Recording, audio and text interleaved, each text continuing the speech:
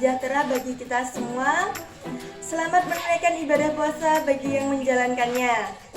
Kami dari kelompok 2 akan menyajikan hasil kerja kelompok kami yang bertemakan dengan aspek manajemen, yang beranggotakan saya Tias Renisi sebagai moderator, lalu Mas Fahim sebagai notulen, Mas Agus sebagai penyaji 1, yang kedua Mbak Nabil sebagai penyaji 2, lalu ada Mbak Vina sebagai penyaji 3 dan Mbak Fitri sebagai penyaji 4. Di sini saya akan membuka 2 sesi, yaitu yang pertama sesi pemaparan materi, yang kedua sesi tanya jawab.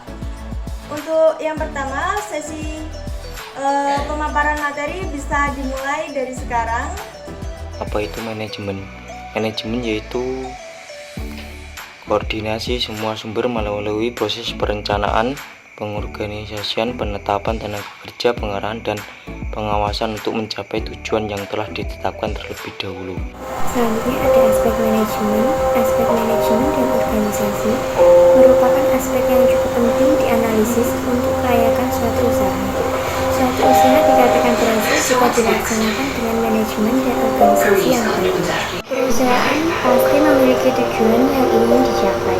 Tujuan perusahaan akan lebih mudah tercapai jika memenuhi kaidah-kaidah atau tahap dalam proses manajemen. Proses tersebut tergambar dari masing-masing fungsi yang ada dalam manajemen.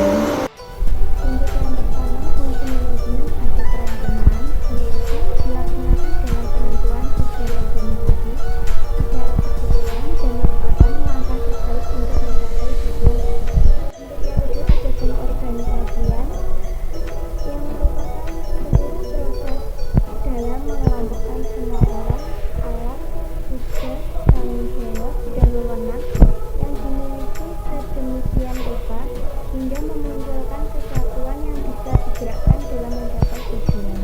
Untuk yang ketiga ada pembayaran, yaitu untuk meningkatkan efektivitas dan efisiensi kinerja dengan optimal dan menciptakan lingkungan yang dinamis, sehat, dan lainnya.